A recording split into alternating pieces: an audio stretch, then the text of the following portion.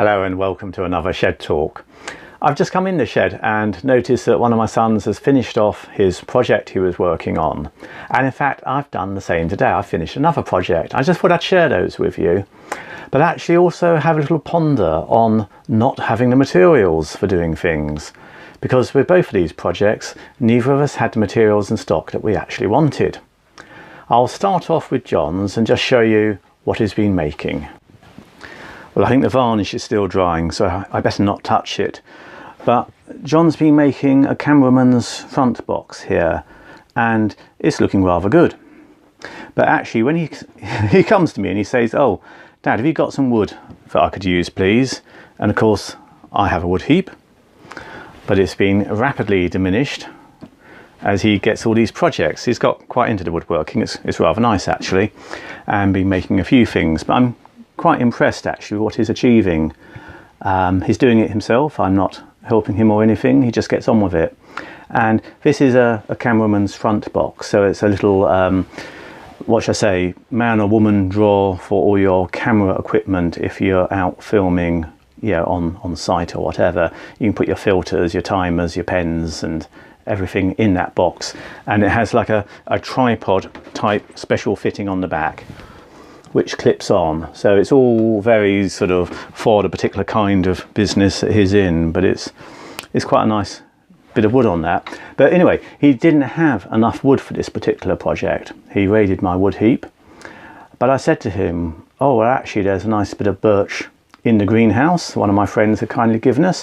Why not try some of that?" And that's what is used on the front and the side. And actually it's really nice because it's got the lovely oak, English oak, all around the back, and on the front you get this lovely graining from the birch, and also on the side comes out, and it actually looks very attractive. So I mean, that's an example of starting a project, not having all your materials, and actually ending up with something very nice.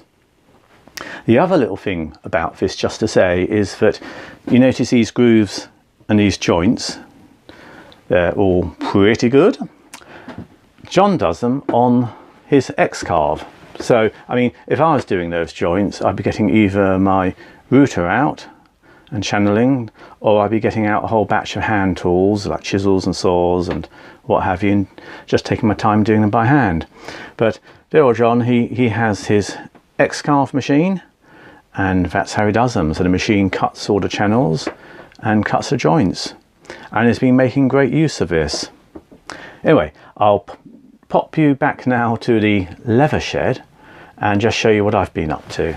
Well, my little shortage, needless to say, was not having enough leather. I had some straps done, but I didn't have enough actual sort of hide to make a nice big bag. And I thought, oh, what can I do with a bit of leather like this? So it's quite a small bit, but it is lovely quality veg tan supple hide, nicely waxed, nice waxed panel.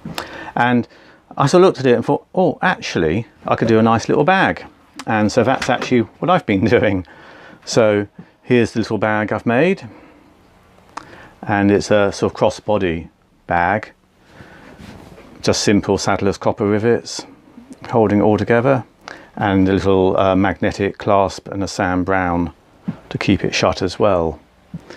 But again, I was quite pleased with that because it's a bit smaller than a lot of things I've made, but I thought, yeah, it's quite good fun, a bit different, and it's used up a nice little bit of leather.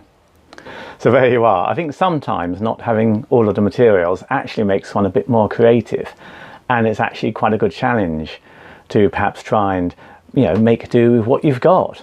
I mean, I know I've joked before about my parents' generation where they had very much a make do and mend sort of attitude. With wartime rationing, they used to, if something broke, they just try and repair it. And I dare say to an extent some of that's rubbed off on me, but I think sometimes if you actually limit what you have and limit your actual facilities or your materials, it sort of forces you to be a bit more creative, and perhaps to look at that bit of wood with a big knot across it thinking, oh well, actually perhaps I can make that into a decorative feature, or that bit of leather with a brand mark, maybe make it into something a bit of fun. So anyway, perhaps it's time to for us all to have a look at our various heaps of materials and see what we can make from them. Anyway, just thought I'd share that with you, and thanks so much for watching. Bye bye.